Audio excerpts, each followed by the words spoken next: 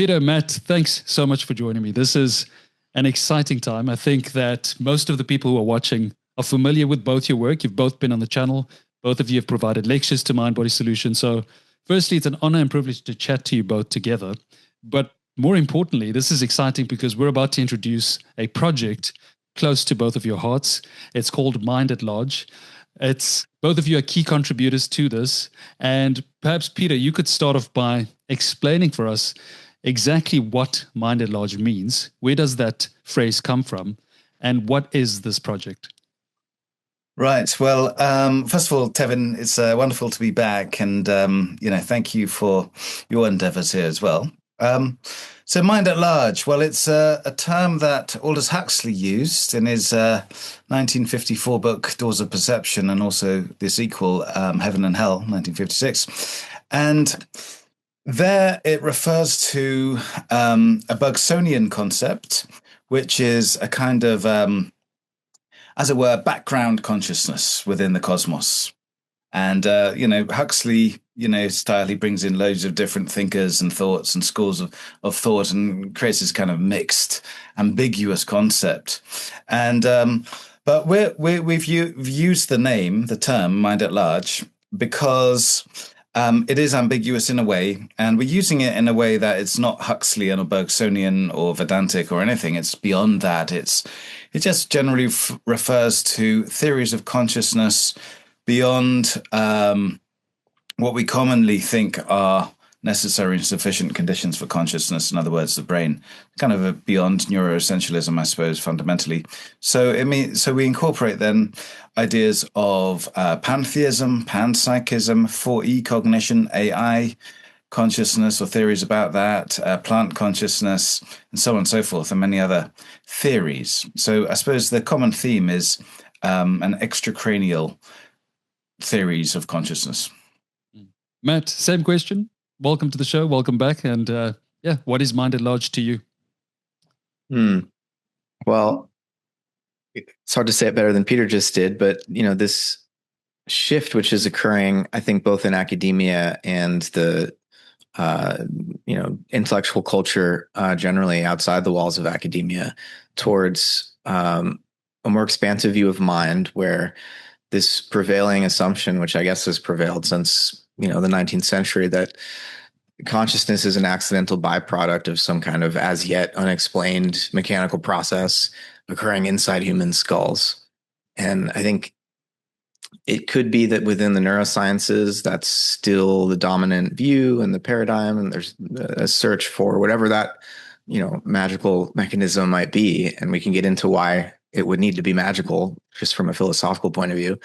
But Mind at Large, over the course of what we hope will be a 3-year series of conferences, we want to invite the leading voices who are pushing the boundaries beyond the skull, beyond the human being, and understanding consciousness as a cosmological phenomenon, exploring various forms of idealism and panpsychism, other spiritual views, animism, and just to really make it clear that materialism is no longer the only game in town, and there are a variety of other options. And we really want to start that conversation to hash out, among all of the panpsychists and all of the idealists and others, how can we become more rigorous about these alternatives to materialism and really just shift the conversation, broaden the horizons. And I think this has not just scientific and philosophical implications, but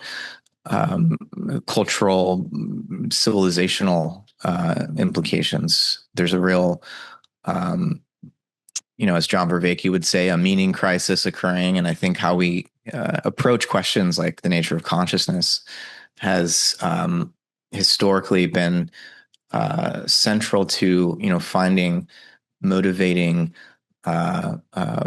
stories that drive the human project forward or hold us back from realizing our potential, right? So it has broad application beyond just academia, and we're hoping to play a role in shifting that conversation.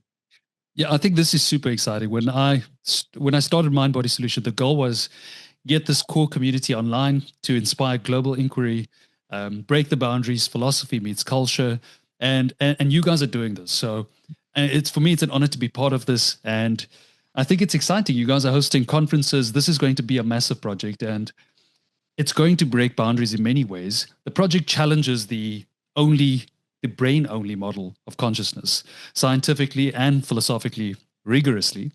What's most at stake?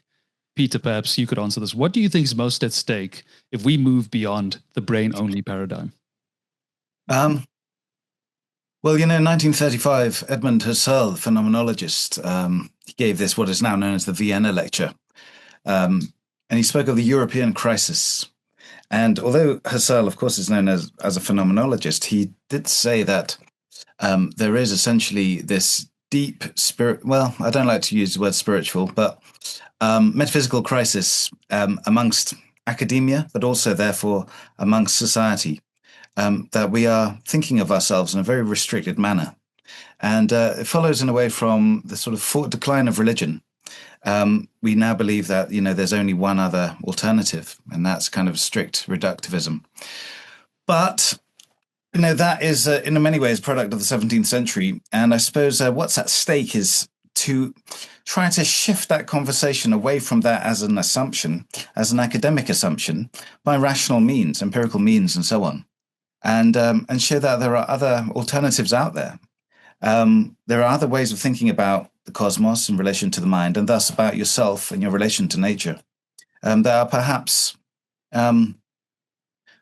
beneficial to mental health, and as well as beneficial, I think, to new theories of consciousness, even to thinking about the experiments one does on consciousness. The kind of, thinking about the hypotheses which lead to certain trials and so on and so forth. I'm thinking now in psychedelic research especially, but generally.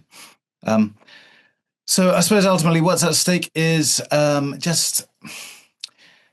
just moving along academically, but as Matt says, with social ramifications, this view that consciousness is more fundamental in some sense to reality than has hitherto been academically acknowledged, I suppose. Yeah, I think you touched on something very important there. The fact that this is an academic venture for the both of you personally. So this is, while we're exploring these concepts that sometimes are associated with the more spiritual realm, this journey in itself is trying to bring all of this together in a very rigorous setting.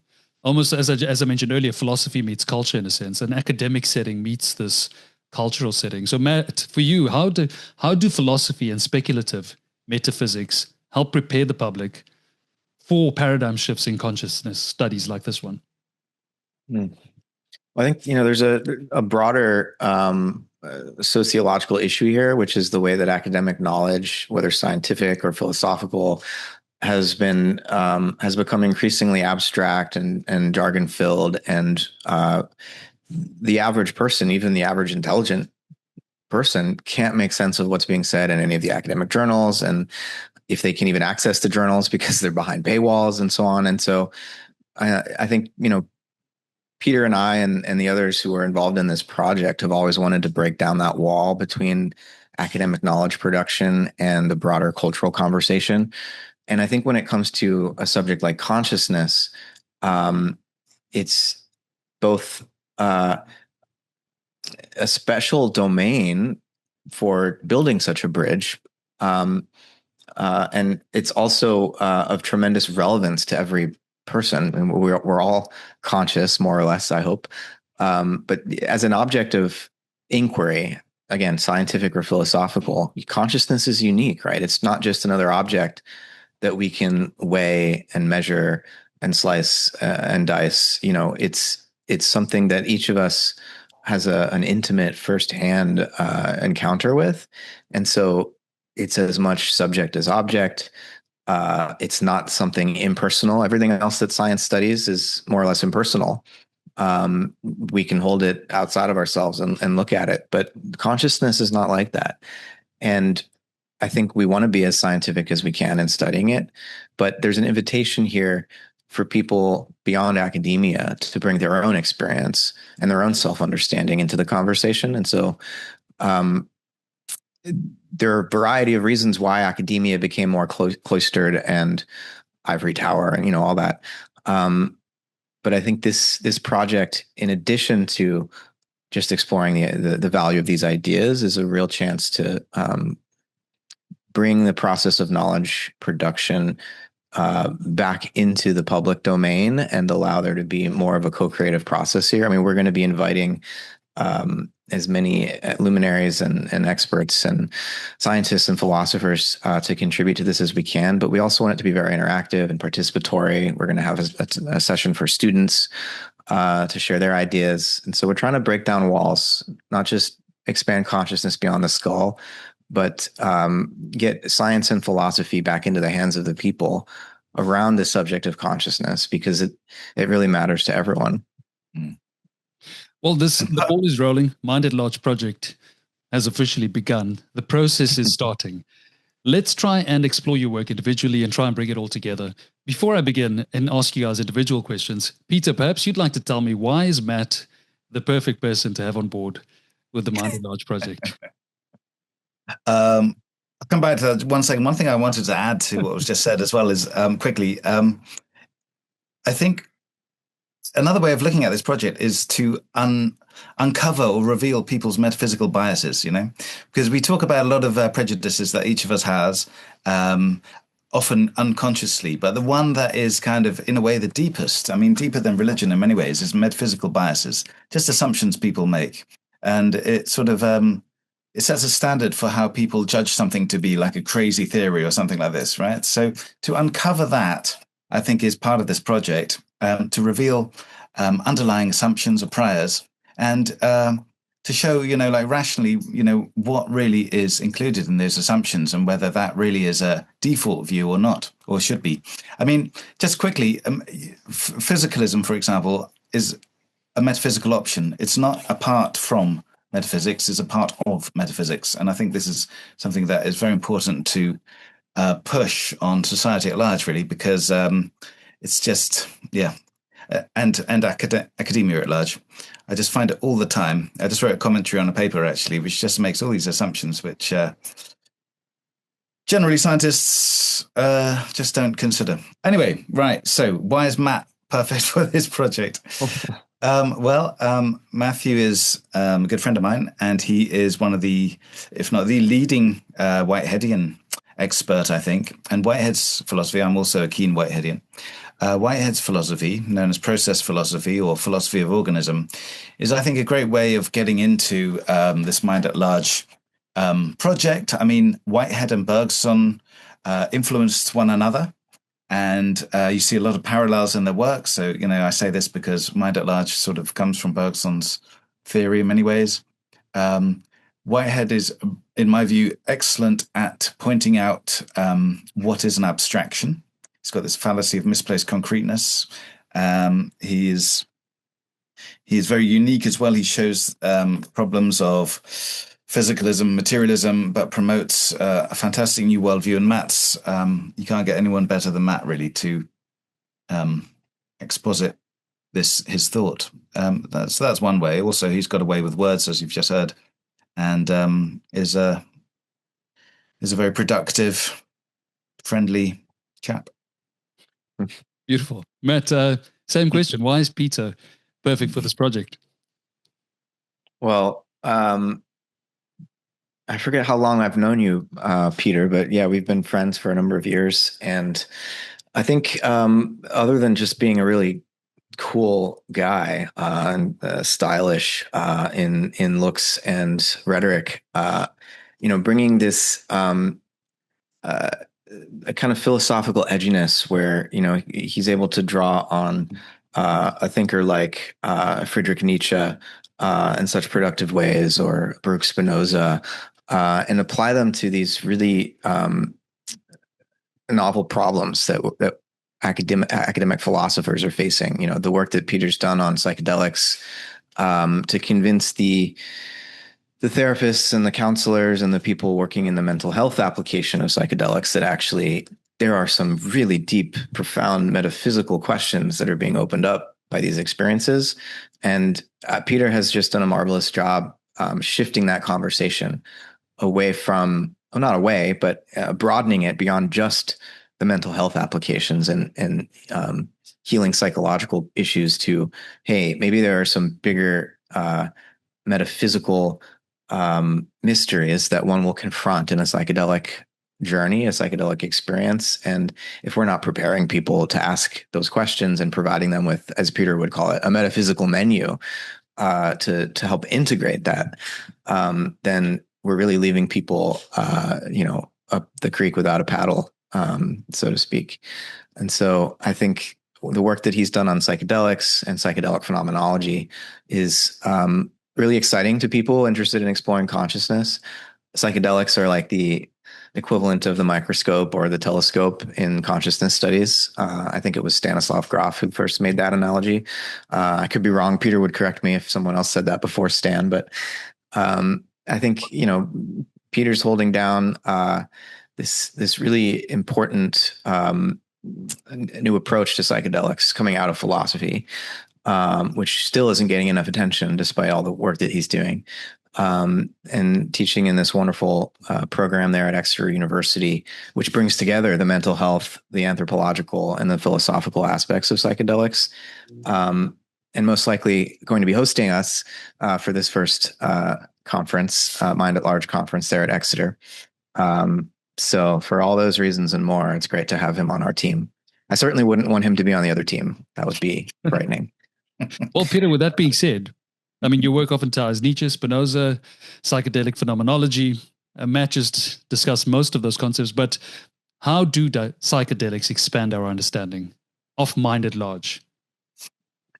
Well, I think psychedelics generally expand our notion of mind. They give us, the reason I got into psychedelics really was because I was interested in philosophy of mind first and foremost. And then I got interested in, altered states of mind or expanded or extended states of mind. And of course, psychedelics were one means by which that could be achieved. So I've always taken psychedelics in an academic sense. It's not an excuse. It's true. So the first thing that they do, I think, is just show a person, what the mind is capable of, just the standard human mind, it's beyond imagination, beyond dreams. It's just something quite profound and beautiful, can be terrible as well, terrifying. But that's the first thing that they do. They just show you that, there is much more to consciousness than you have ever dreamed, literally. Unless you have quite amazing dreams, which is possible, I suppose. Bergson actually did. He wrote to William James about that. But generally speaking, that's the first way in which they, I think they basically, this is becoming cliche for me now, but I always say psychedelics are a gateway drug to metaphysics. They just like, when you've had an experience such as psilocybin or LSD or DMT occasions, then you just want to look into like, what the hell was that? What was that? And then that leads you into theories of consciousness, metaphysics of mind, and other fields as well, of course, anthropology, history, neuroscience, whatnot. But so they're a real catalyst or trigger for exploring the mind, I think, first and foremost. I consider a lot of the experiences to be what I call experiential metaphysics. So, in university or at home, you study intellectual metaphysics. You can study Spinoza for years, as Deleuze says, but at the same time, you can have a sudden flash of Spinozism, like instantly, and it seems that you understand it all. You have this noetic quality, as William James says. But so then the question becomes, one interesting intellectual question becomes with psychedelics, well, were these merely delusions, hallucinations? Were they completely veridical? Was there some kind of third way? That's an interesting question that is an ongoing debate. Another question is, do such experiences actually inform us about theories of mind? I mean that in the philosophical, not psychological sense. Theories of consciousness, like what do they say about behaviorism or identity theory or emergentism, mental causation, things like this? They have, there's many ways in which you can use such what is essentially empirical data to speak about certain hypotheses. So, and there's growing work on psychedelics and consciousness, as you all know. Matt, anything about that you'd like to add on? And have you ever had a psychedelic experience? I'm just kidding. You're not being recorded, don't worry. No, I'm already out on that. Yes, I think I have, and my psychedelic experiences have shaped my philosophy for sure. Because there's something that, it's not just the extreme nature of those experiences that produce these anomalies. It's that you become more sensitive to the subtle, interactive, and I would say participatory dimension of consciousness, which is to say, in a psychedelic experience, your thoughts and your intentions end up immediately shifting the whole mood of the experience, right? And so you can see how quickly a positive or negative thought then flowers out into an entire world that you're then inside of. And so it that's why it can be really scary, because the mind manifesting power of psychedelics is such that you're put in the driver's seat of your own consciousness in a way that you always already were, but now you're seeing all the controls and levers, and with practice, I think you can navigate that space a little bit easier, and then take insights back into your everyday consciousness, where it then becomes apparent to you that, from a metaphysical point of view, whatever our consciousness is, it's not this sort of ready-made, distinct and separate substance that's sort of given to us at birth, but it's rather more like an ongoing creative process, and each thought is contributing itself to what becomes the sort of baseline for an ongoing consciousness and an ongoing thought process. So we're always building ourselves. We're always engaged in soul making, to put it in John Keats's terms, and that James Hillman would later pick up on. And so that's frightening in a sense, right? That you're not just a soul that's there, ready-made, that you can rely on, but you're actually responsible for making soul, manifesting mind moment by moment, becoming more or less of who you're capable of being, So I think psychedelics kind of force the issue, and they can be frightening precisely because of the existential stakes that they raise, that they bring to our attention, that like we can't avoid anymore once we've turned on and tuned in, and whether we decide to drop out remains to be seen. I think, Peter and I both approach the study of psychedelics not in an effort to drop out so much in Larry's sense, but more in an effort to transform the institutions that we're inside of. Yeah, agreed. And I should just add that this was the way that psychedelics were seen in the early 20th century, starting really with William James, and continued. Stan Groff as well, spoke about it intellectually. H.H. Price, A.J. Ayer even wrote something related to a psychedelic-like experience. Yeah. But they became, now we think of them as recreational drugs or criminal activities, but there's so much of interest there. Yeah, or as therapeutic agents, right? Like I was saying earlier, it's kind of, the psychedelic renaissance has been so focused on mental health applications, which is great. But what about the metaphysical and philosophical implications? These are research instruments as much as they are mental health treatments. Absolutely. I should add, though, that even with mental health, and I always say psychedelics are more than medicine. They are medicine, but more than that as well. But the Royal College of Psychiatrists have said that we should have just issued guidance saying we should integrate metaphysics into psychedelic therapy. So, that is that's sort of indicative of the fact that kind of zeitgeist here is changing, and there's an acceptance of metaphysics as well, and a kind of acceptance that we have neglected it for too long. Because if you look at the history of metaphysics of mind, I mean, it was big in the early 20th century, but then there was a turn away from metaphysics, partly due to the wars, an anti-German kind of feel, and away from Hegelism that influenced a lot of the idealism in Britain and America at the time. And then a kind of barren period of reductivism. That's the way I see it as, anyway. A lot of philosophers would disagree with this, but a kind of barren period. And now we've had this metaphysical turn 20 years ago. We had the psychedelic turn 20 years ago, maybe 10 years ago. So they're kind of coming together now in interesting ways. And Peter, you're touching on something very important there, because myself as a doctor working in clinical practice, when I see the way we can medicalize something so fascinating, something like psychedelics. I've personally had psychedelic experiences myself. This would be the best place to have a disclaimer that we're not encouraging anyone to use psychedelics, but just expressing our own experiences. But you guys are touching on something very important, which is the metaphysical component of this experience. And for example, Matt, if you have to think of the way process philosophy informs your work, when it comes to Whiteheadian philosophy, you have taken it further. How would something like that, your process philosophical thinking, impact the world with their understanding of using psychedelics, for example? What Peter's talking about was teaching metaphysics now within psychiatry. How would something like that shift the mindset of a practitioner trying to examine a patient and treat them?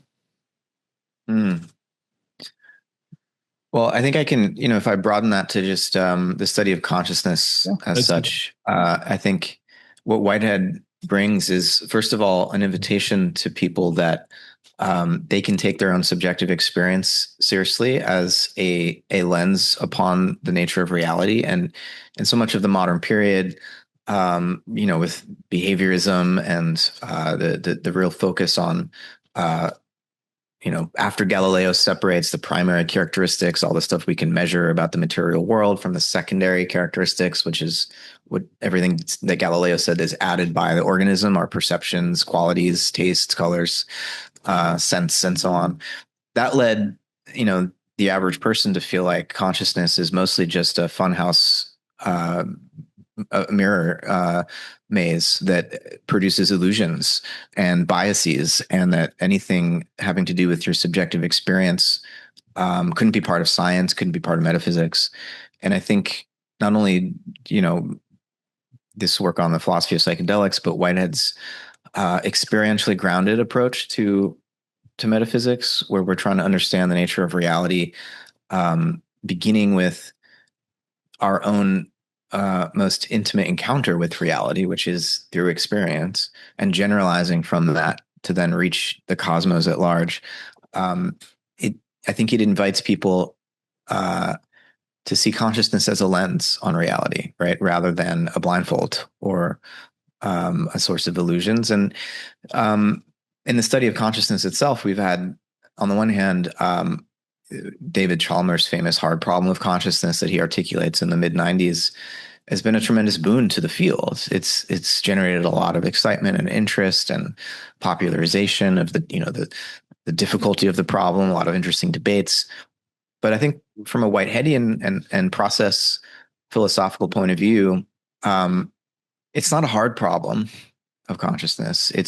That framework is actually the wrong problem, because it can't be solved in the terms that it's been stated. And Whitehead allows us to kind of go back in time to this Galilean split, go back in time to this Cartesian split between mind and matter, and kind of dissolve that framework, right? So we're not going to solve the hard problem in the terms it's been stated. We need to dissolve the whole framework in terms of which the problem arose in the first place, and see that there never was a separation between mind and matter, right? Minds are embodied and bodies are minded, if you want. And, this is a sort of pan-experientialist or panpsychist view, of which, there are a whole variety of different panpsychisms, and Whitehead has a variety that I think is especially fruitful for, allowing us to advance the study of consciousness in a way that doesn't presuppose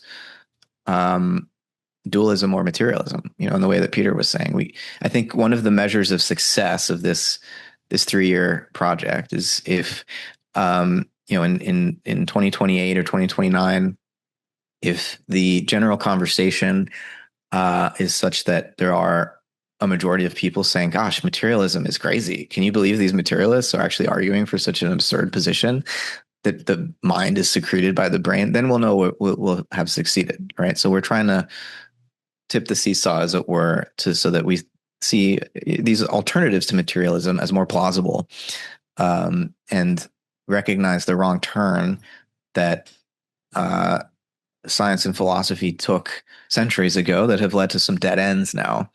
As much as science has advanced in physics and biology, this question of consciousness really forces us to examine our priors, and start fresh. And so that's what we're attempting to do.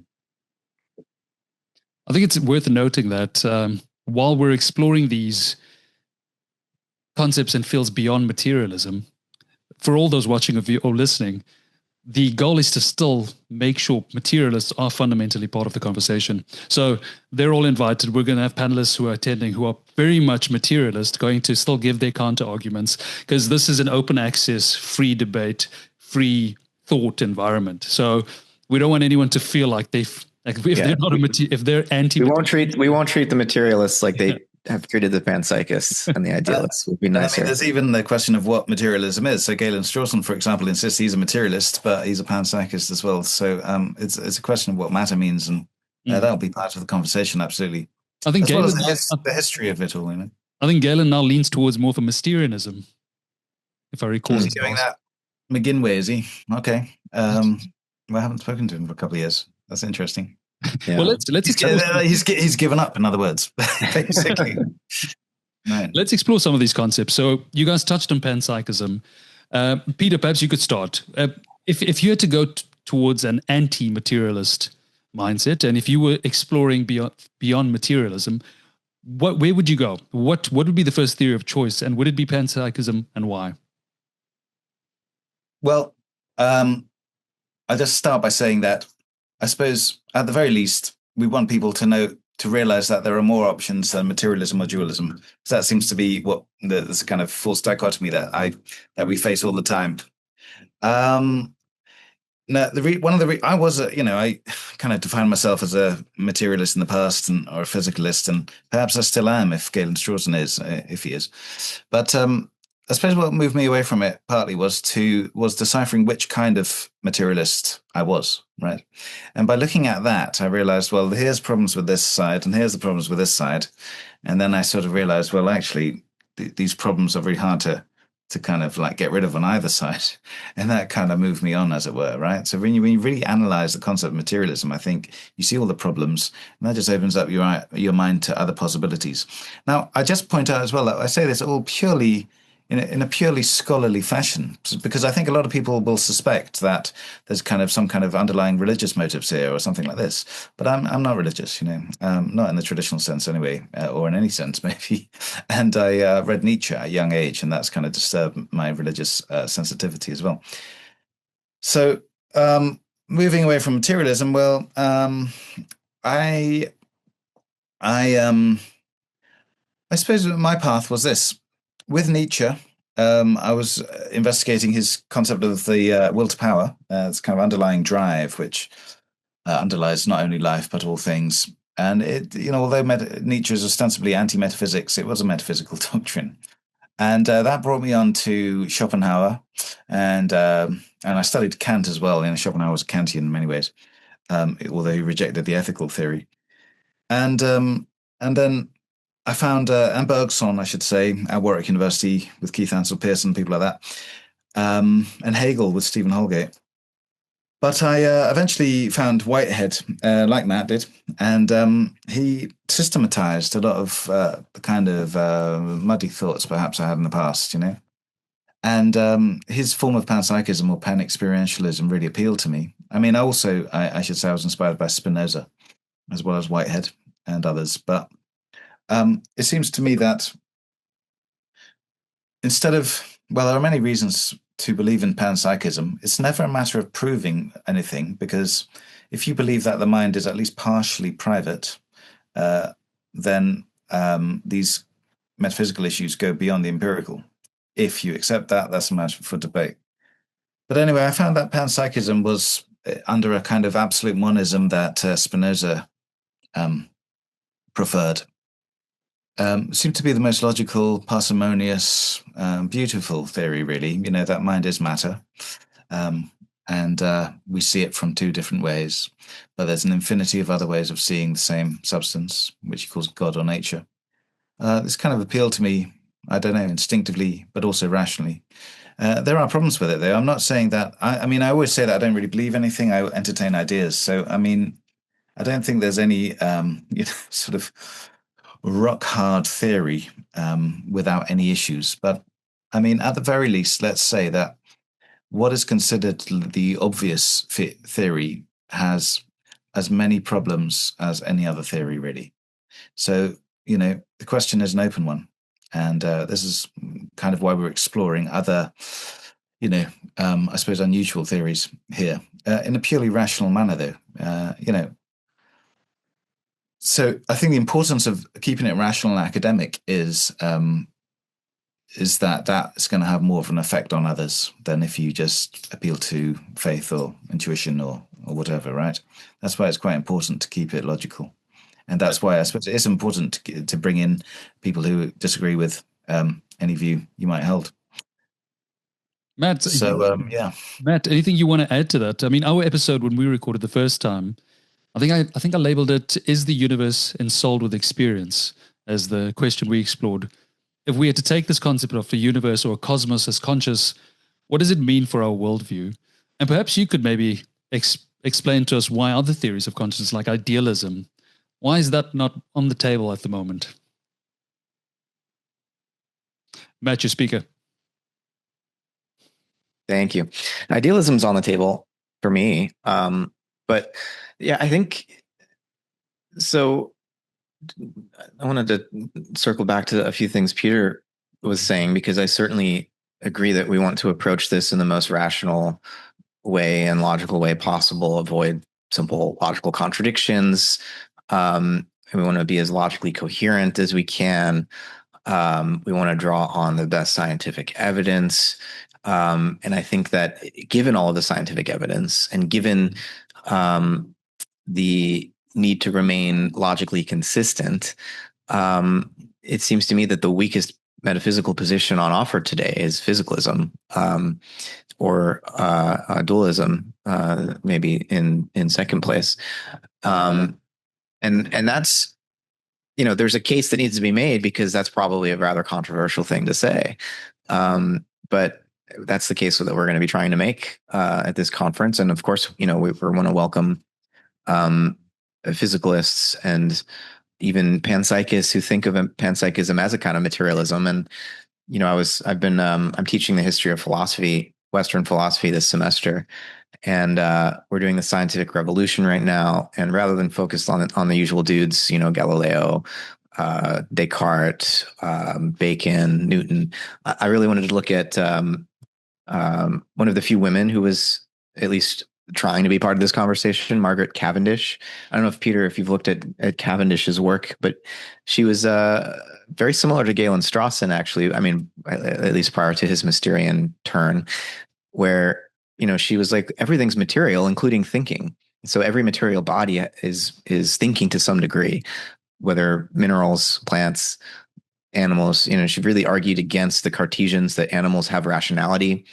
That alligators build their nests a little bit higher above the riverbank before a flood happens. They must have some capacity to predict the future, anticipate things, and so for her, that's evidence of rationality in the non-human world. And so there are all these alternatives in the history of philosophy that were kind of undercurrents that I think can be revived and revitalized. And so, panpsychism is not some newfangled idea that only emerged in the 20th century or in the late 19th century. It's quite, it's ancient, and it was there all along in the 17th century as these more or less dualistic thinkers that we're all familiar with were pushing forward that worldview. People like Cavendish and before her, Giordano Bruno, we're arguing for an alternative that would make soul and experience more of an intrinsic feature of the universe, rather than something that belongs solely to human beings. But I also wanted to say, in response to some things Peter was saying, that as important as logic and rationality and science are, I really do think that philosophers can be open to the full suite of human faculties and powers that go beyond just reason, imagination, emotion, aesthetic sensitivity. And I think Peter probably agrees with me on all of this.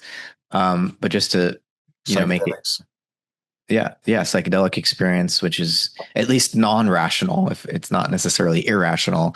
And so, I think we can draw on the full suite of our human capacities and powers of soul, so to speak, when we search for evidence. And I might be a little bit more, have a little bit more of a religious or spiritual mentality than Peter, which is not because of my upbringing. It's actually because of psychedelic experiences that I came to some of those views.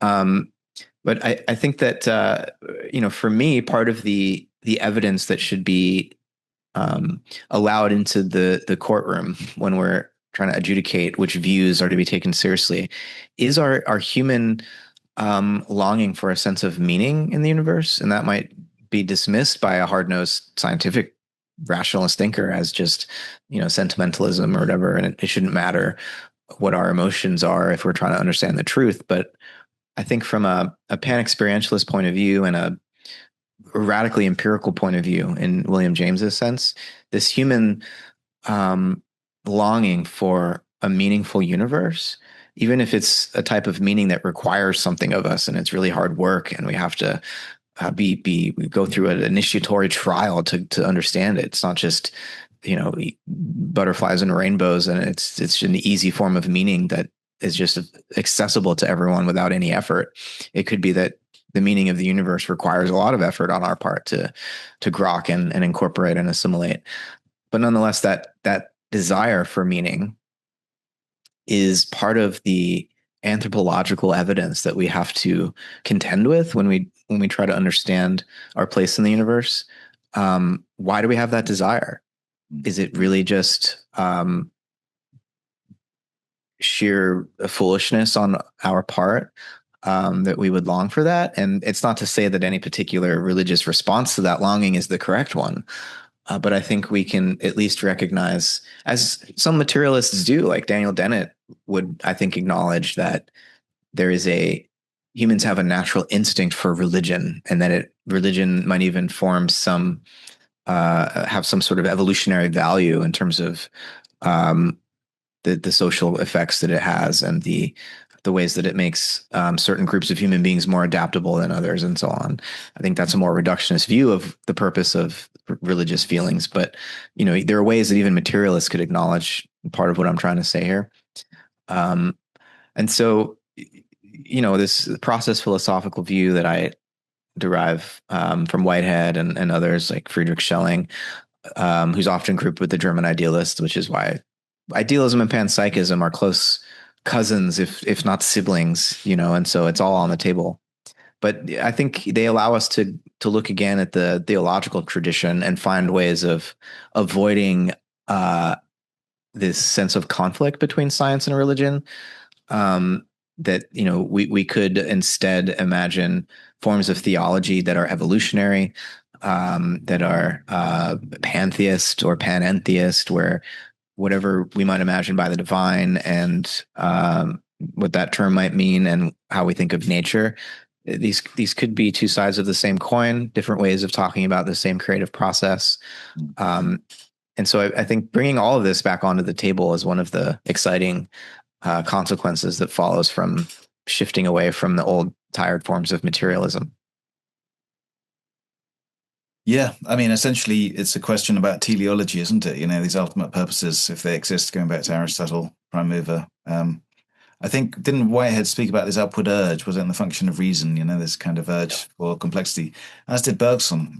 Bergson ends his last book with a beautiful line, which I can't remember, but it's something like the function of the universe is a machine for the making of gods, or something like this. So there is that sort of ultimate telos. But yeah, I mean, that can't be reduced to matter as we understand matter. So if it does exist, and it seems to exist, even Schopenhauer, the atheist, arch atheist, really, he said that man is a metaphysical animal, right? There is that desire for deeper meaning, a deeper sort of metaphysical meaning behind things, which I completely accept. It's just, I suppose I am more secular than you are, Matt. Maybe that's a sort of cultural difference, European, American, I don't know. But yeah, no, it's good that we don't agree on absolutely everything, isn't it? I think that's a perfect place for me to ask this next question. Let's do a little bit of cross-pollination. So I was speaking to Robert Lawrence Kuhn today. We were chatting via email, and we were discussing the fact that his landscape of consciousness has now reached over 350 theories of consciousness. So this is getting a bit absurd at this point. So much to discuss, so many things to prove right or wrong. For you, Peter, where do you think this spectrum of different fields lie closest to your own worldview? In terms of, Matt just mentioned the fact that he considers a physicalism to be the worst beyond dualism. Do you agree? Well, I think it depends on how you define it. I generally want to put out like other theories rather than criticize theories like physicalism, dualism, which I do criticize. But I am more. I suppose I prefer to look at other theories that have been off the table. As I said, I'm more in the camp of absolute monism. So sort of kind of modern sort of neo-Spinozism. So mind and matter are the same thing. There's one fundamental substance, but with Whitehead, that substance is a process. In fact, Whitehead said that about Spinoza's substance, I believe, somewhere. With Whitehead and Bergson, I sort of prefer an open creative universe, which allows for freedom rather than Spinoza's kind of fatalistic, predetermined universe, even though Spinoza allows for a type of freedom, the freedom which is the understanding that everything is determined, which is kind of funny kind of freedom. More Fati. Yeah. And then the Nietzschean side, I suppose, is that I do see a lot of the beliefs that we have in society today in the West to emanate from Christianity. I think Christianity has had a huge influence on the West. I mean, Christendom is another word for the West in many ways, in ways that are sort of not explicit. This is what Nietzsche brings to the fore. This is what he's known for, really, making these implicit assumptions explicit in terms of morality, first and foremost. But more than that, I think we can trace the sort of development of our standard metaphysical outlook to the Reformation, especially the Protestant Reformation. I think that's had huge impact on how we think of the world, even scientifically. You can make good argument. Dale Allison made this great argument in Esalen a few months ago that our modern notions of scientific skepticism actually come directly from the Reformation, from Protestants being skeptical of Catholic claims to miracles and so on and so forth, right? So there's a lot of religious undercurrents that form what we consider to be secular thinking, and that informs our kind of standards of metaphysics and consciousness, even, right? So uncovering those, and Nietzsche's genealogical method is a good method by which we can do that. I think highlights where we are in terms of our standards, our theories of consciousness, and it perhaps shows us the path we are on, the path we can move to. So there's a lot of value in this. It doesn't mean being anti-religious; it just means being kind of openly, just acknowledging the sort of power of religion and Christianity in the West, at least. And I think it's personally very emancipating. It sort of emancipates you from ways of thinking that you're supposed to think this way. You should believe this or that, or you should do this or that, and you should feel this. It's kind of very emancipating in a way to sort of question all of these things. Whitehead does that as well. He really uncovers these primal assumptions we have in society. Nietzsche does it as well, but in another way, and that's why I've always found Nietzsche and Whitehead to be the most powerful philosophers because of that. They're just things that I, before had read them or studied them, I just take for granted, suddenly thrown up into the open as open questions. Mm-hmm. Which can be, I suppose that, for some people that could be damaging, right? But it was you, Peter, that I think first pointed out to me that Whitehead had a copy of Nietzsche's Will to Power that he had marked up in the marginalia, and so that he read Nietzsche and liked it, and builds on that in Modes of Thought, his own book. Yeah, that's right. And no, he did. And one of his students wrote a book on Nietzsche, and I forget his name now, George something. But he was very He was interested in Nietzsche in a time when Nietzsche was considered quite sort of a National Socialist. So before Kaufman and Deleuze and Foucault and that lot sort of liberalized Nietzsche. So he was quite, Nietzsche saw that beforehand. He never, I don't think, explicitly wrote about Nietzsche, but yeah, you get it in letters and notebooks and whatnot. Nietzsche is an amazingly open philosopher. It's controversial for historical reasons. I mean, Mussolini and Hitler were inspired by Nietzsche. There's no doubt about that. But we all know the story about Nietzsche's sister and misreadings and so on and so forth. But Nietzsche knew himself better than any other person knew themselves. I think Freud said that about him.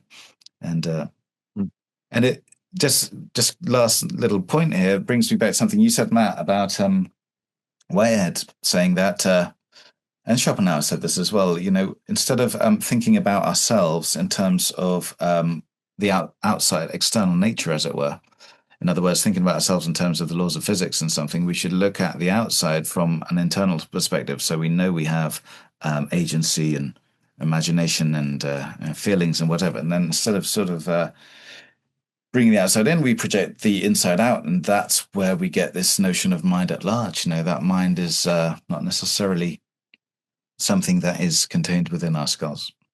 Yep. Mm-hmm. Yeah. Matt, anything you want to add to that? Yeah. I mean, I definitely agree with what Peter was saying about the sort of the genealogy of secularism and secular humanism, that actually, rather than being just simply opposed to Christianity, it's actually a natural development of Christianity in some sense. And there are a number of scholars that show that, like Charles Taylor, this great book, A Secular Age, shows how many of these values that we associate with secular humanism were seeded by some of the core ideas in the Christian worldview. And Luther, in the Protestant Reformation, that sense of, like, as Luther would say, the priesthood of all believers, we don't need the church to mediate. It might at first appear like Luther's biblical literalism and his attempt to, purify the church of Greek philosophy and bring it back to, the original revelation. That might seem opposed to the scientific revolution, but at the same time, the consequences of the Reformation leading to the disenchantment of nature and Luther was very critical of Aristotle. And until you get rid of Aristotle's physics, you can't get modern science. And so it contributes to clearing the way for the rise of this new approach to nature. Despite Luther saying about Nicholas Copernicus, I think he called him an upstart astrologer and a fool when he heard about the heliocentric theory. So there's all of these subtleties and seeming superficial conflicts between, say, what was going on in the Reformation and then what happens in the scientific revolution. But just beneath the surface, I think there's a lot of ways in which, as Peter was saying, the Reformation opens up this possibility of, like, Luther was a nominalist, for example, and instead of thinking that we can just understand the structure of nature by reflecting on the structure of our own reason, which is kind of like one way of understanding what Aristotle was doing, if we reject Platonic realism and that there is a structure of forms that's shaping the natural world, we actually have to go out, as the more empiricist method would suggest, and look and see how nature is organized, because it's a contingent order. It's not a rationally necessary order imposed from the realm of forms or something, right? And so there are all these. It would take hours to fully unpack all the nuances there, but this shift away from Aristotle towards more nominalist views that Luther ushered in, drawing on Occam and stuff, I think really does open the door to modern science. But the irony is, nominalism, when Occam and others were beginning to articulate that, was actually a defense of divine power. They didn't want God to be subject to the logical structure of the Platonic forms. They wanted God to be so powerful that God could make 1 + 1 = 7 if God felt like it. And so what started as a defense of divine power ended up being utilized by this new scientific materialist point of view to say all we know are the particulars of nature, and then any what we called universals in the past are just generalizations derived from our experience of many particulars that are similar. So all these interesting shifts which occur that the genealogical method allows us to track. And one more parallel I'll point out is this, monotheistic obsession with the one God who has power over everything leads right into the scientific obsession with the one truth that rules over everything. And science is the only way of knowing that truth. And so that type of materialist fundamentalism follows directly from this monotheistic theological fundamentalism, right? Science believes that there's one truth that holds over the entirety of the universe, and that science has privileged access to that truth as an inheritance of this monotheistic religious belief, I would say, right? There's a parallel there. So, and also that God is a lawgiver, so the laws of the universe must be constant, right? And this is what Whitehead and before him Hume actually questioned. Of course, and there's also another little aspect of the genealogical method here about the Reformation, Protestant Reformation, which is that the Puritans who really pushed that Reformation, they wanted to get rid of all traces of paganism from medieval Christianity. Right. And a lot of that, so Aristotelianism was considered paganism, of course, but also animist, native European animist thought was also kind of pure, filtered away from Christianity. And thus what you're left with a dead, unconscious, material universe. But then, opposed to that, you had the human soul. And for Descartes, it was only humans who had souls or minds, and then you had that extreme dualism. But you can, even before Descartes and Galileo, as Matt was intimating, you can see it in, political, religious, social movements, which were, political because they were about, authorities, governments, and whatever, whatnot. The reason that Spinoza was suppressed to such a high extent was because he questioned religious authority and about who wrote the Old Testament, or the first 5 books of the Old Testament, and was basically suppressed for 100 years, excommunicated by his fellow Jews, books banned by the church, and these were really for political reasons. But now that the church kind of ostensibly lost power and the state has taken over, things begin to shift. But of course, the state has. Really, you can make the case that secular Western society is really Christianity, but it's hiding its real origins, and that's the whole purpose of Nietzsche's claim that God is dead. If you don't believe in this Christian God, then you've got no right to these structures. Anyway, perhaps we're straying too far into politics now, but it's all interrelated. You guys have already sort of bridged philosophies. You both showed where you guys slightly disagree, perhaps with the religious aspect of it all, but complement each other in many ways. Are there any other ways you guys see, perhaps Matt, your Whiteheadian process thought, or Peter's psychedelic inspired philosophy, his Nietzsche, Spinoza philosophy, where you guys complement each other more, or perhaps challenge each other more? Well, Peter, you were saying absolute monism is more where you tend to ally yourself. Whereas I think Whitehead in Process and Reality, when he's talking about Spinoza and Leibniz, he says I'm with Leibniz on the question of pluralism versus monism.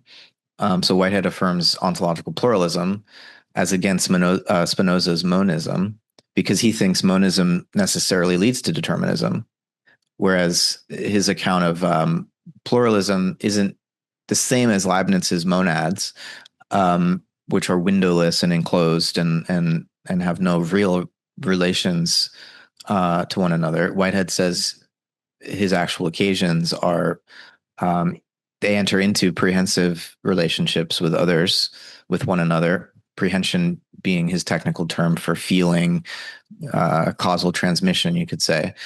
And so for Whitehead, the plurality that constitutes reality is an ongoing, open-ended creative advance, where every moment, every occasion of experience is the entire universe recapitulating itself. The many becoming one and being increased by one, as he says. That's what the process of concrescence is all about.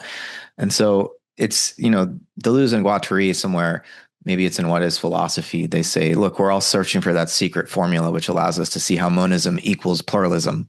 So maybe this isn't really a conflict. But it stuck out to me when you were defending monism a moment ago. I guess so. I mean, certainly it's different from Spinoza's monism, which I don't fully accept. But no, yeah, you're right. I mean, I suppose I'd say this, that, Whitehead also did say that you can, if you understand Spinoza's substance as his process, then he's in accord with Spinoza. But I do agree that he's more Leibnizian generally, not with the pre-established harmony, of course, and things like this. But if you take, in Whitehead, creativity is the highest tenet, really, above God himself. If you take that as the kind of primary, I dare say it, substance, then he is a monist in that sense, right? So a lot of these questions, I mean, I don't disagree with anything you said. So I think a lot of these disagreements quite often are about terms used. So one uses a term in different ways, and then you think you disagree with people, but I don't think we do essentially disagree on that point. I think prehensions and Whitehead are the greatest contribution to modern philosophy in modern times, really. This notion of the outer and the past becoming part of the present. But probably we do disagree on ethical theory, I think, actually. So I'm probably more Nietzschean based, and I'm generally a bit more relativist than absolutist with regard to that.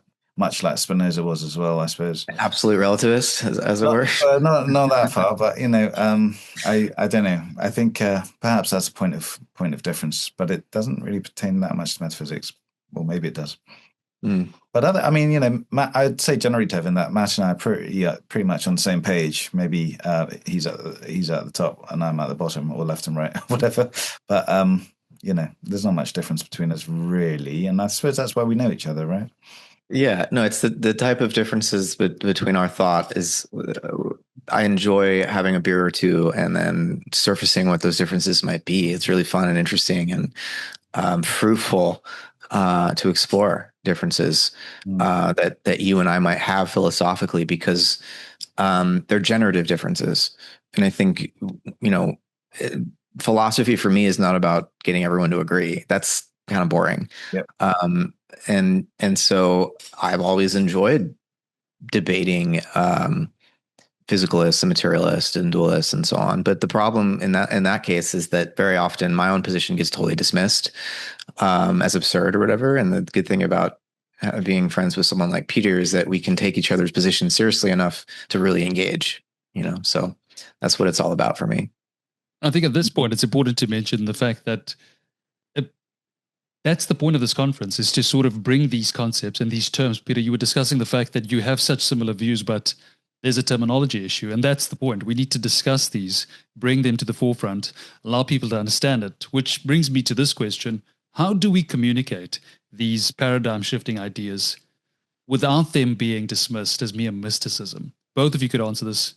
Matt, feel free to start. Well, I mean, I think we, first of all, can defend mysticism as a legitimate way of knowing.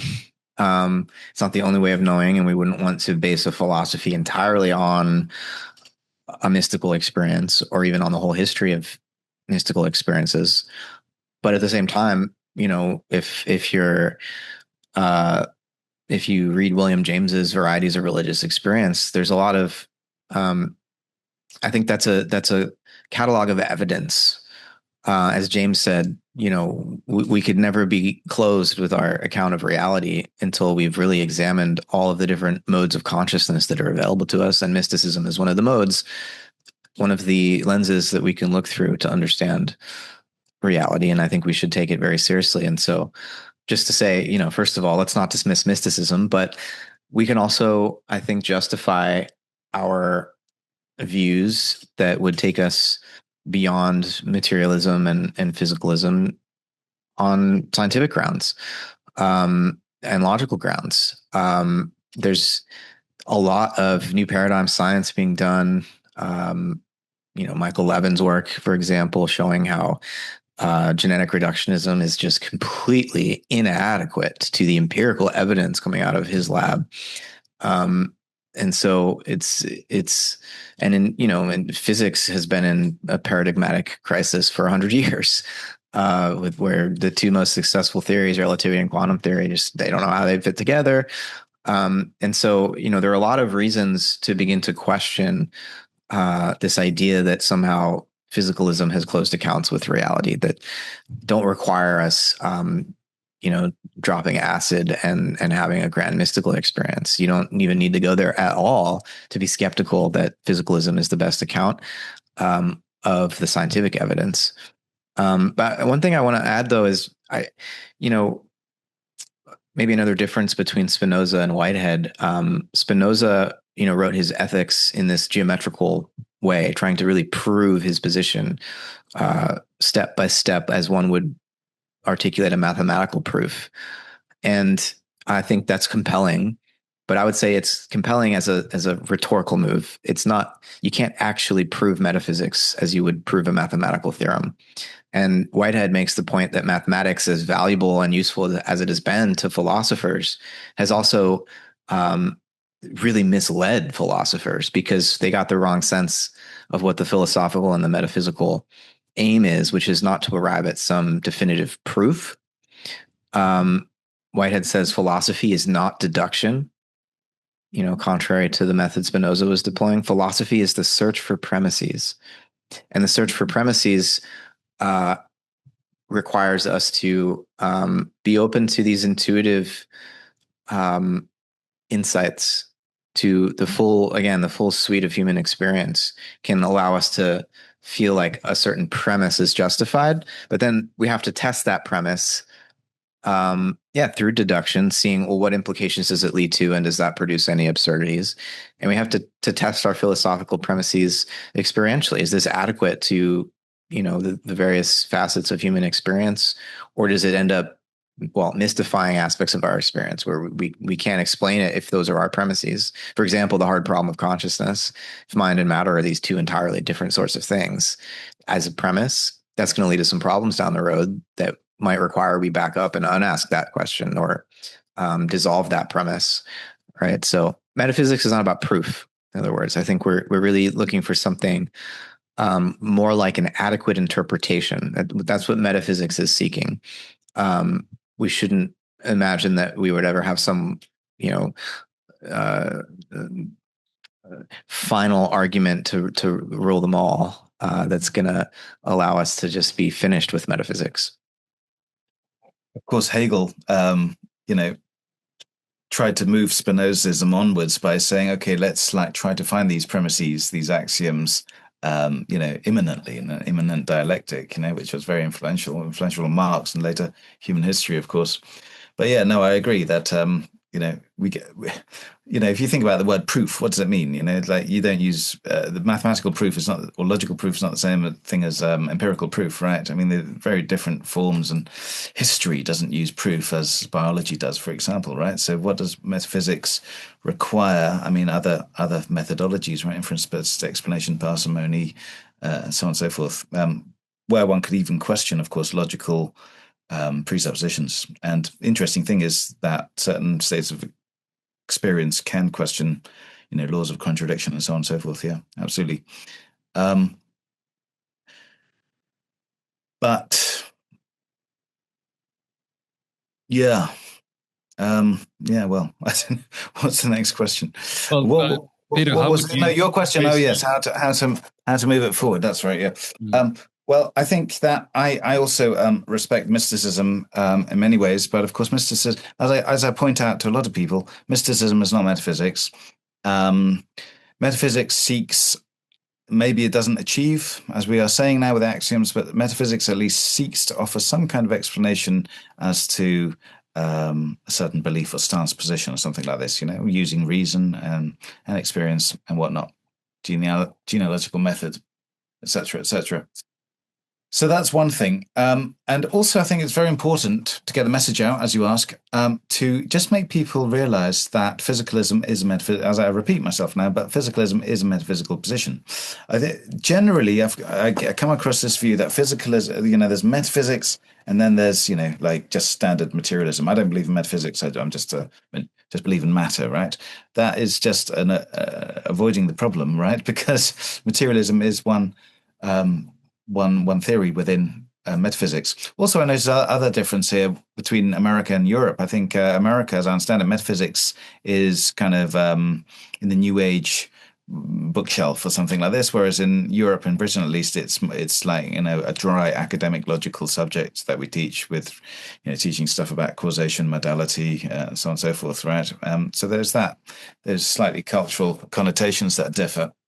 So just pointing out that metaphysics is actually, you know, from Aristotle's book, The Metaphysics, that's where the word comes from, is a dry, boring subject. No, it's not boring. It's very interesting, but it's demanding, right? It's a disciplined science itself, you know, science in the sort of, in the sense of Wissenschaft, you know, the sort of, you know, methodological study. So that's one way to point out, again, people's metaphysical biases and say that, you know, you can't have, what was that great quotation from Whitehead? Like, if you don't go into metaphysics, you assume an uncritical metaphysics, right? I think that came out recently in the Harvard lectures, didn't it? Mm-hmm. So just pointing this out, just constantly pointing this out, there's no neutral default position here, right? As you know, Tevin, because of your podcast, right? There's, you know, people think there's just a default position, but there isn't. Nothing is neutral. Nothing is not problematic. We just want to problematize all of this and offer alternatives. And perhaps, you know, when we speak, when in the conferences, people from all types of disciplines, plant biology, AI, 4E cognition, and so on and so forth, you know, speak to each other, you know, like commonalities will appear as well as differences. And we can really sort of you know, debate these out, you know, see, you know, like move the conversation forward, and, you know, how to bring it out to people. Well, I think, you know, podcasts like this, Tevin, a documentary perhaps, or documentaries, and so on and so forth. Something I want. Sorry, Matt, continue. Well, I mean, I just was thinking when, you know, Peter was talking about this cultural difference between America and the UK when it comes to metaphysics. I've been to Glastonbury. You know, you guys have your own New Age spiritual metaphysical tradition going on there too. But we don't call it metaphysics, though. You see, that's the difference, right? We would call that spiritualism or spirituality or whatever. Sure. Okay. Yeah, I think. But we have it for sure. I mean, I live in westernmost Cornwall in Britain here. I mean, you know, Cornwall is known as. It's like a Christmas. This is an old adage. It's Cornwall's like Christmas stocking. All the nuts go to the end. That's exactly right. We've got a huge collection of neo-pagans, witches, wizards, and all types. Right. So certainly that's an aspect of Europe. What I really meant to say was that the word metaphysics is generally not used within those circles. Yeah, right. I think that. Well, as someone from South Africa, we're very imbued with historically British or European colonizers. So at this country's fundamentally very British thinking. So we're kind of in the middle because we're very much influenced by the US, but also imbued with culture from Europe. And I find it is quite what Peter's saying is sort of accurate, but perhaps too simplified. Yeah, I mean, you know, certainly it's true of California. I think in the East Coast, like New York City, intellectual culture is more European than, say, what's going on in Northern California in terms of how people understand metaphysics. But yeah, point taken. Well, guys, before we go back to the conference and to Mind at Large Project, Peter, you just touched on documentaries, the podcasts like these, and what we're going to do with the future. But let's first touch on two concepts before we move on. One being mind and AI. How do both of you view artificial intelligence in the framework of Mind at Large? Do you see AI as a new kind of mind or just an extension of ours? Shall I start? Well, a few things. If AI or robots or computers can be conscious, that's a form of consciousness outside the human brain. So it's kind of extracranial. And that's why it'd be interesting to speak about these things. However, one asks then, and this is the fundamental question, I suppose, what are the sufficient and necessary conditions for consciousness, right? And once you know that, then you can apply that to plants and bacteria and AI, of course. But AI presents different problems really from plants, because plants and fungi, whatever, they're to a certain extent, self-contained organisms. Whereas, you know, when you ask a question to AI, you'll get it will go to the internet, go to a cloud and reply. So you don't have these self-contained physical units, at least, you know. So it complicates certainly complicates the issue. I personally am, I must say, undetermined about the question whether AI can be conscious. I was speaking to Bernard Carr, the physicist, about it a couple of months ago, and if you take a Bergsonian exogenous theory of mind, so that the brain receives rather than generates consciousness, then it's conceivable, of course, that you could create some kind of mechanism which could receive, right? So that would be a type of AI consciousness, but that's if you accept that exogenous theory of mind in the first place, which has got a lot of problems. I think we've certainly moved on from the Turing test to say that something's conscious if one can't determine whether it's a human or not. I think this is based on logical behaviorism in the 1950s from Turing, and hardly anyone believes that anymore. But I do notice in AI circles, Daniel Dennett is a huge influence still. And in philosophical circles, he's kind of, he's respected, but I feel like we've moved on from his way of thinking. But I was at an AI conference in Exeter a few weeks ago, and one does notice these assumptions being made, and there's historical reasons for that John Searle, who just died, spoke about. But I'm interested to, debate this. Like I say, I'm personally on the fence with this. Peter, do you find that these AI conferences are just philosophically uninformed? Yeah. So I mean, my role was just to set out the standard, like the difference between simulating consciousness and instantiating consciousness. Just the Chinese room, thought experiment, and so on and so forth. Yeah. So there are a lot of assumptions there because, of course, people who are specialists in AI can't be specialists in philosophy of mind. I understand that, but there's, you see, again, a great role here to play with philosophy and the development of AI and the social ramifications of AI, which are manifesting regardless of the truth of the instantiation of consciousness. So really fascinating and really dangerous. A lot of it, really, like some of the things I heard, some of the talks, it's quite worrying, but fascinating nonetheless. Yeah. Well, as a pan-experientialist, I can't rule out that there might be artificial forms of consciousness at some point. But at present, large language models, I'm pretty sure are not and cannot be conscious or even intelligent in any meaningful sense of the term. These are information processors. And the thing about, say Claude Shannon's understanding of information is he sort of brackets the sender and the receiver and just looks at the message as in a syntactical way without meaning, because meaning comes from the sender and the receiver. In other words, human beings are in the loop. And so when a large language model spits out something, we understand its meaning. The information processing going on in the computer itself, completely meaningless. There's no intelligence happening, no understanding. This is Searle's Chinese room argument, right? And there's certainly no consciousness there. And I've found that, as a philosopher of religion who has some understanding of, some of these ancient myths of in the Kabbalah of the Golem. There's Mary Shelley's Frankenstein. We have this and demonology and the occult and all of this. My background in all of that stuff helps me understand what some of these Silicon Valley computer engineers are getting on about, where it's becoming a religious phenomenon for them. And these AI systems are being treated like gods.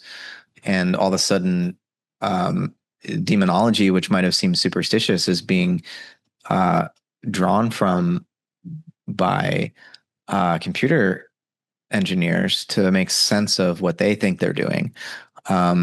And again, I'm open enough to some of that stuff, the occult orientation, to think that, okay, if the brain is some kind of a receiver, then maybe there is a way in which an advanced information processing system could be a sort of receiver for some alien intelligence that would then have a body and access to this dimension through that system.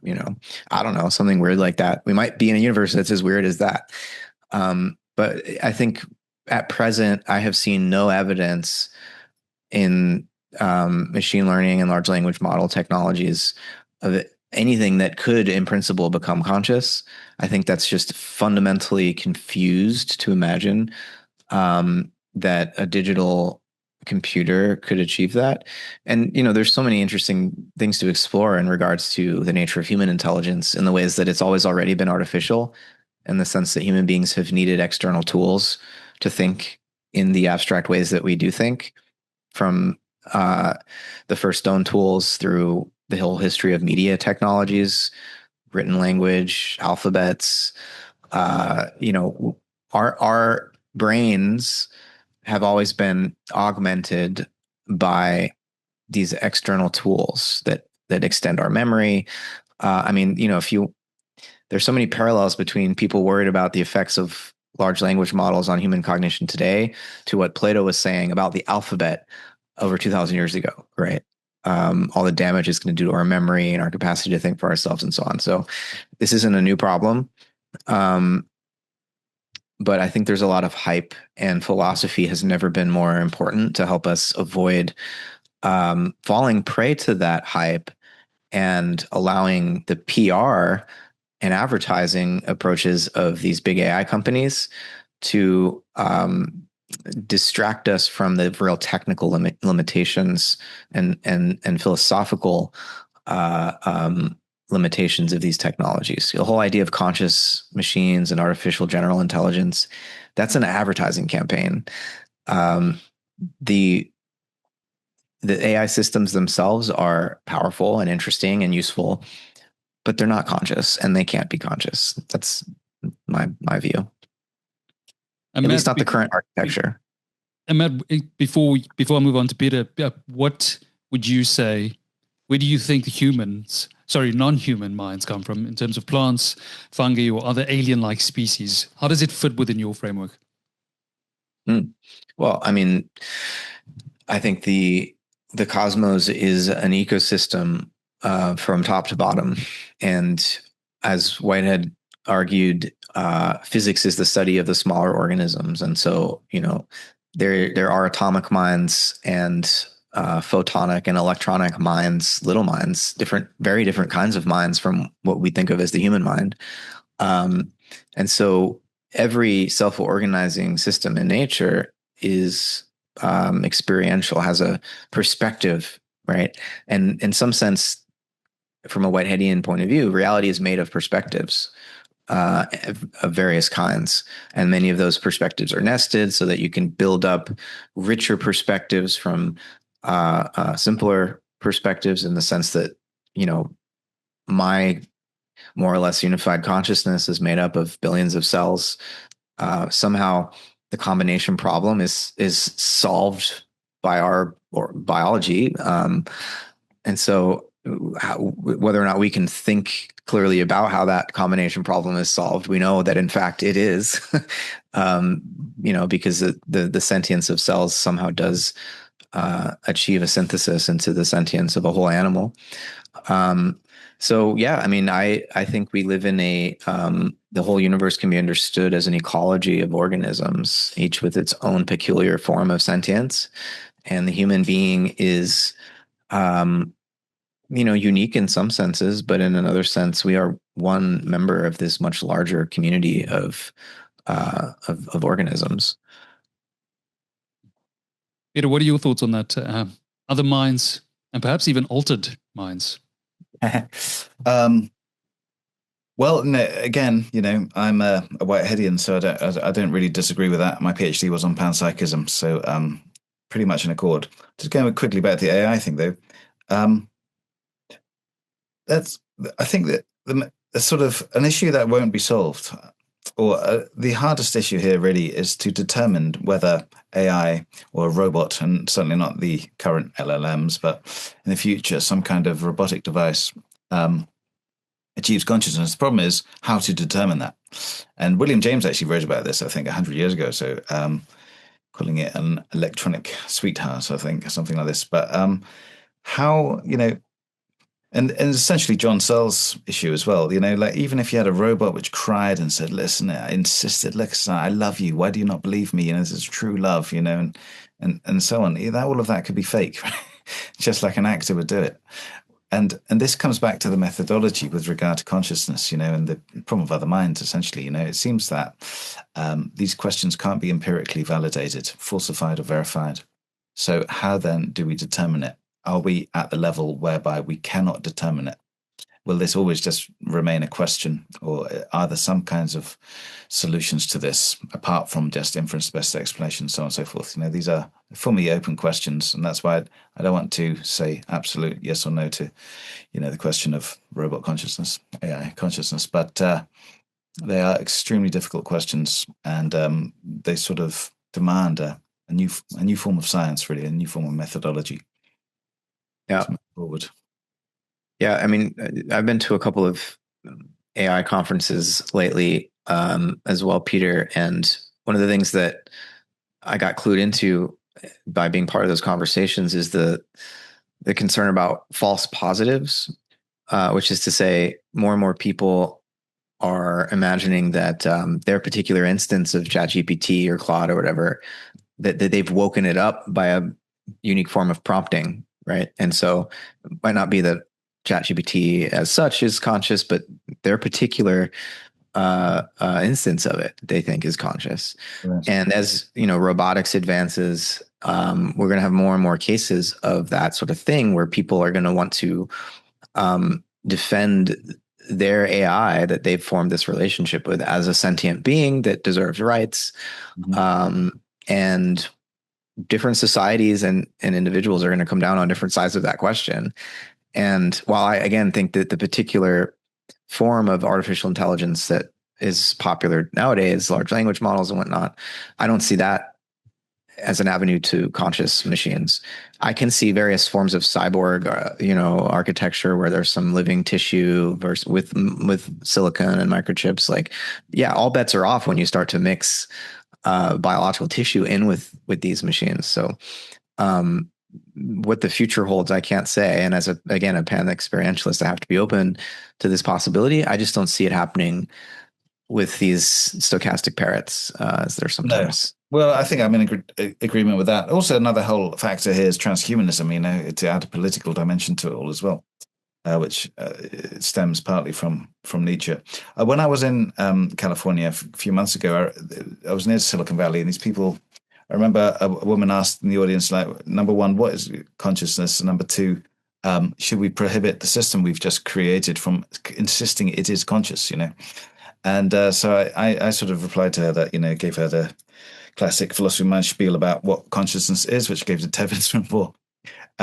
But her colleague said, no, if it says it's conscious, then it is conscious, that's good enough. And of course, it's not good enough. But I mean, if people believe this, it's going to change society regardless of the truth, And so this is a whole other aspect of it as well, Yeah, but this thing is, eliminative materialists would say that we human beings say we're conscious, but that's really not true. So like these issues, they cut both ways. Well, if there is no consciousness, like the logical behaviorists had it, then of course, yeah, they are equivalent to us in terms of consciousness or non-consciousness. Yeah. So again, this question really comes back to fundamental metaphysical beliefs, That's what determines, this is again the underlying implicit undercurrent that determines more surface beliefs such as this. And again, to bring it back to the focus here, this is what our conferences are about. These underlying default metaphysics of mind positions that go unchallenged quite often. Mm. Yeah, Peter, aside from that overarching theme of just trying to highlight the fact that every position is technically a metaphysical position, physicalism is not the default standing point. So in terms of interdisciplinary impact, which fields do you believe stand to gain the most from this project and these conferences? Well, I do think, obviously I'd say philosophy first and foremost, but I think neuroscience actually has a lot to gain from this. And I'll tell you why. I know many neuroscientists now. I work with them. There's many involved in psychedelic research here in Britain and Europe and America. And when you speak to them, in the pub and whatever, they're not many of them are physicalists, materialists, In their articles, this is a kind of assumption. But when you really question question them, they're like, well, maybe some kind of monism is more likely or whatever. When you question them about mental causation, then it all falls apart as well. I think that if you change metaphysical underlying beliefs, you could potentially change neuroscientific experiments, right? So here's an example of something analogous. Epigenetics, founded in large part by Charles Waddington. It came about as a science because Waddington, as he writes in his autobiography, was very much influenced by Whitehead's metaphysics. This actually changed the direction of his experiments, which then led to epigenetics, which before that was considered, from a neo-Darwinist point of view, heresy, even 20 years ago, probably, right? I think the same in neuroscience, right? So what we're proposing here is not at all anti-scientific or anti-neuroscientific. It's just questioning the underlying metaphysics of much of neuroscience. Jae-Won Kim, the philosopher of mind, said that the general working hypothesis of neuroscientists today, and this was a decade ago, was methodological epiphenomenalism, right? It's just the assumed metaphysics. If you challenge that, you might see other kinds of neuroscientific experiments. For example, at the moment, we're only scanning brains, in relation to consciousness. Why not scan the whole body? Why not try to see correlations there, at least, for a start, for example? Or are there ways of neuroscientifically testing huge, very varied metaphysical theories? So, for example, Bergson's theory that the brain is a receiver rather than generator of consciousness. Can this not be in some way, empirically tested?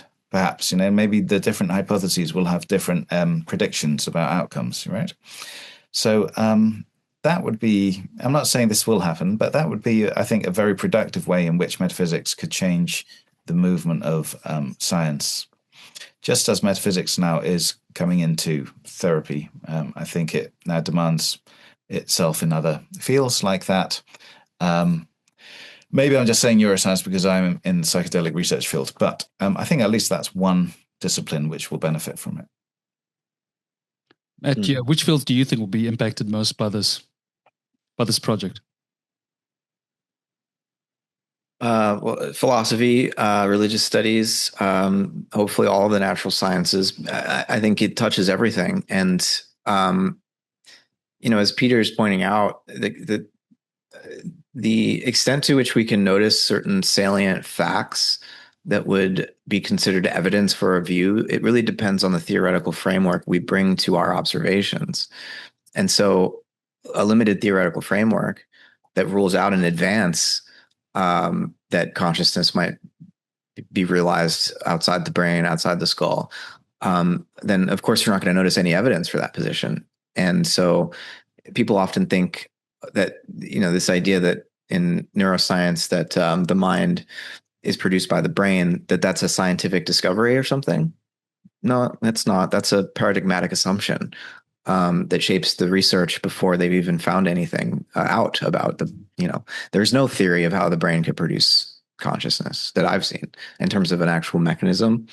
And so metaphysics allows us to back up and recognize that there are certain paradigmatic assumptions that have been, I would say, holding back the sciences, and neuroscience in particular. All of the available neuroscientific evidence, including all of the brain scans, is just as compatible with the receiver theory as the producer theory, right? There's the whole discipline of parapsychology and psi research, where because materialism has ruled over academia for so long, there hasn't been much experimentation done or much research funding directed towards looking at things like telepathy and remote viewing and psychokinesis and all these things. They're just dismissed as, well, that's not possible, so why would we research it? But the research that has been done suggests that there's something there that needs to be looked at that's inconsistent with the usual materialist picture. And so I think if we can open the door to getting more intelligent minds and more research funding in areas like psi, that could really change things. And one of the things that I love about Whitehead's metaphysics is that if he's right, telepathy is happening all the time. We're just mostly unconscious of it. And so rather than it being parapsychological, it's just normal psychology if you change your metaphysics, right? And so I think we can really move the ball forward here. If this project is successful, and we're not the only ones who are trying to do this work, but we want to contribute to a larger push that would just expand the conversation and allow us to really be scientific and ask questions that have been forbidden by the priesthood of materialism. Right? We need in a sense another Protestant Reformation against the Church of Materialism. That's part of what we're up to here. I think the sheer amount of topics we covered in this conversation thus far highlights the interdisciplinary impact it already makes. I mean, you guys spoke about evolutionary biology, physics, neuroscience, psychology, parapsychology, philosophy, ecology. This is such a wide-ranging impact, and it's at some point has to have some sort of a global relevance. So, Peter, what do you think? How do you think these ideas resonate with these contemporary crises that we have? Ecological collapse, technological acceleration, spiritual hunger, for example, is a big part of why we have some of these conversations.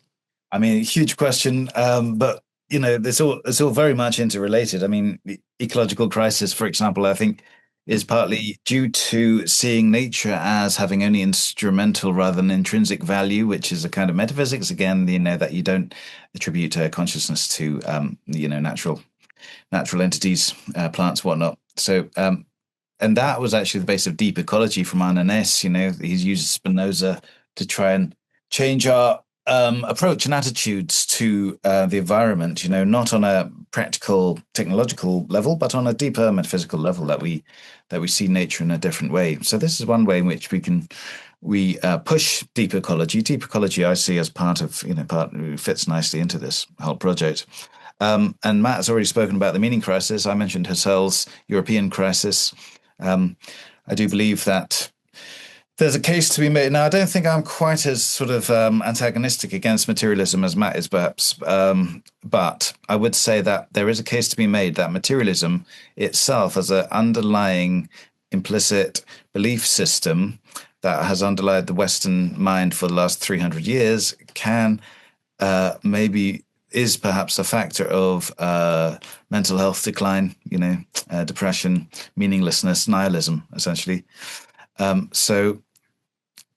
also I should say that I do believe that ethics is in most cases, theoretical ethics is based on metaphysics as well. If you want to really substantiate your view, you have to go into deep metaphysics. And so changing that underlying current, changing the direction of its flow to a certain extent should have, I'm not saying that these 3 years will do this, but it should begin to kind of move this this undercurrent in a direction that has perhaps been pointing in the wrong direction for a few hundred years now. I mean, you can trace this back, I think, again, very much to the Reformation and then Cartesianism. And, there are a number of events, that contribute to this. But this is the hope, a rational, logical redirection of implicit metaphysical undercurrents. Matt, what do you think about the global relevance and how this project is going to help? Well, for most of human history on every continent, the default worldview was some form of animism. And it's only in the last few hundred years in the Western modern world that this strange idea that all of consciousness and all meaning and the universe is, again, sequestered inside human heads. That's the anomalous view. That's the odd perspective that I think future anthropologists will look back and say, "Wow, that was a very strange tribe of Western people that had that bizarre view about the whole universe as a machine or something." And so, I think in terms of the global impact, we're trying to deprovincialize, in some sense, Western academic science and philosophy to come back into touch with, again, what the rest of the world for the majority of human history has believed. But I think, so much of the issues that our contemporary, modern civilization is faced with, I think, stem from a overly pessimistic view of the place of consciousness in the universe. The anthropologist and philosopher Ernest Becker talked about the denial of death as a crucial source of different cultural coping mechanisms. I mean, he kind of thought all culture was a coping mechanism to figure out ways of not having to face our mortality and make meaning in the face of death. And I think we all do need to confront death, but metaphysically speaking, none of us knows what happens when we die. And the dominant Christian view for, a few thousand years in the West was, well, you die and you go to heaven or you go to hell, or you get lodged in purgatory unless you buy an indulgence, which is what upset Luther so much. And so there's this one life, and there was this kind of escapist mentality, and we want to believe the right thing, so we go to heaven when we die. But that is an anomalous view as well. Most cultures, I think, believe in some form of reincarnation, actually. And even early church fathers like Origen thought that reincarnation was a thing and was compatible with Christianity, as did Pythagoras before Christianity. It was the ancient Greeks thought that there was some form of reincarnation. And so I think in terms of the rampant consumerism, the meaning crisis, this idea that if consciousness is just limited to the brain, that when we die, it all just goes black and it's as if we never existed.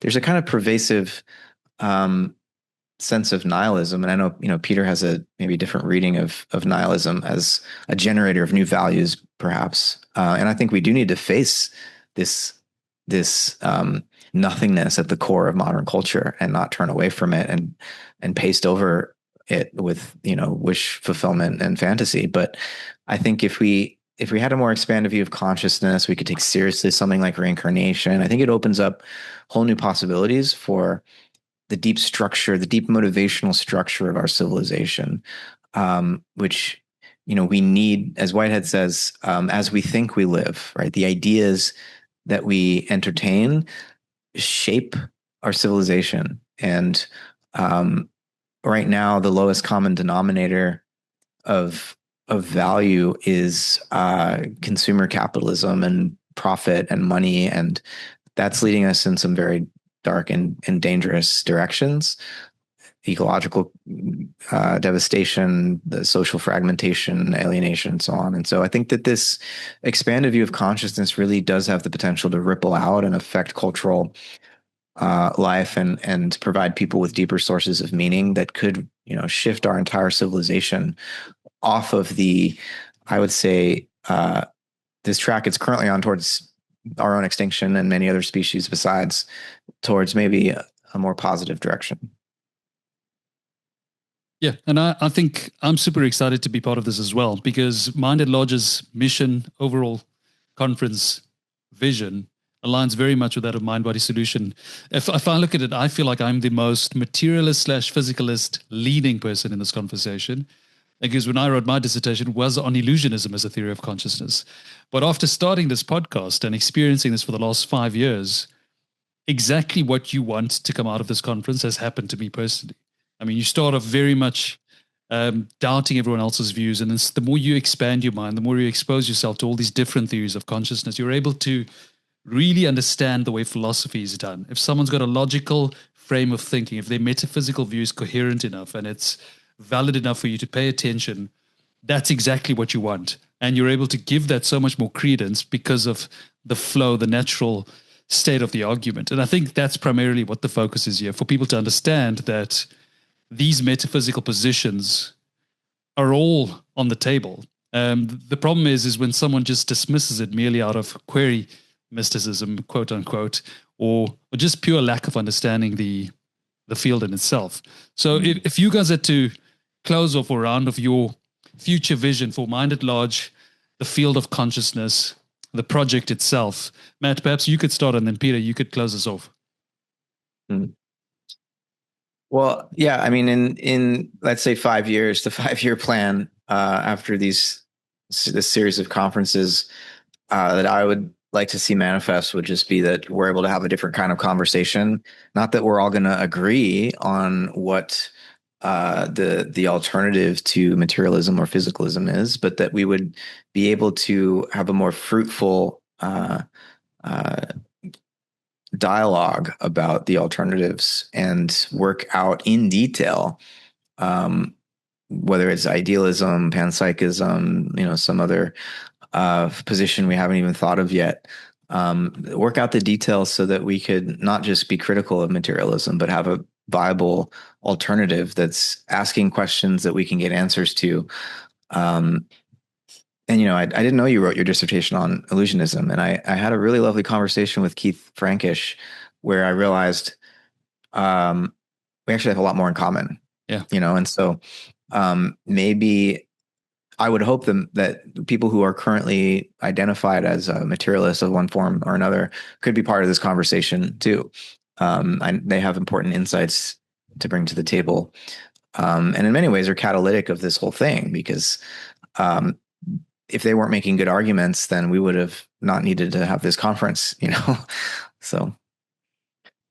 Yeah, I have a colleague at Exeter, Adam Toon, who's also an illusionist of sorts. And when we had a conversation, I mean, there's a lot of overlap. You sort of read things into books, but you have proper conversation, you realize that's not all completely nuts after all, whatever side you're on, right? I suppose my hope and my view of the next few years is that, I teach philosophy of mind to psychology students. They've only been looked at psychology, factor analysis, data and statistics and whatnot. Presenting options to them, as I do there, really changes people. It really can have an effect on people when you just show them that there are other views other than physicalism and dualism. They are not completely nuts. They're not religious or mystical or whatever you want to call it, right? They are actually very cohesive, logical positions. Then that opens up a lot of minds who think, well, we need that, to talk about it. So that's the hope, just to open people's minds to different rational positions. When I say rational, I don't mean excluding the non-rational, but certainly showing that there are rational other positions, and thus, the effect of that then would be, hopefully, as we sort of spoke about, changing the trajectory of certain scientific experiments. Also, something Matt touched on, which we never really got into, is funding. To get funding, you need to be a sort of legit. You need to offer something legitimate in the eyes of the funders. And at the moment, a lot of these, like idealism, for example, or panpsychism, is not seen as a legitimate position in which to place a lot of money, right? If you make the point that actually it is at least equally legitimate to other underlying hypotheses, then you're more likely to get that funding, of course, and then we progress, because a lot of these experiments require a lot of money, So that's my hope, I suppose. And I, I'm not saying we're going to change the world, but we're just going to sort of give it a little nudge, Yeah. No, look, Matt. Just by the way, on what you said, when I wrote my dissertation, this was back in 2021. Keith was actually a big part of it. We spoke about it for quite some time, but I had come out of med school, so fundamentally materialist thinker, physicalist, with very little philosophy training, so not much of a philosophical background. But that goes to what you guys are trying to say, because the moment you do explore this, because when I did my philosophy degree, started the podcast, started interacting with all these great thinkers, that's exactly what happens, is that you're forced to then question your own reality, you're forced to question your own view, and that's primarily what this podcast is about, is to do that, challenge it, and to continue to explore great work, just like your work. The both of you are excellent philosophers, great professors, and I think this conference is going to be one that, these set of conferences will be one that will be unforgettable. Thank you so much for joining me. This is going to be some exciting stuff, and I can't wait to be there. Thanks for being part of it, Tevin. Yeah, thank you, Tevin. And you're an excellent host. I mean, I've always admired the way that you're very clear. You've got excellent questions, but you're also really diplomatic to all points of view. So thanks for that. And we're really happy to have you on board here. Thank you. No, it's my pleasure, gentlemen. Is there anything about the conference or Mind at Large you feel you haven't said that you'd like to close off on or make clear? Updates on the website that we can link people to. Yep. Yeah. mindatlargeproject.com. Mindatlargeproject.com. I'll put links to everything below. Yeah, gentlemen, thank you. This was wonderful. Thank you, man.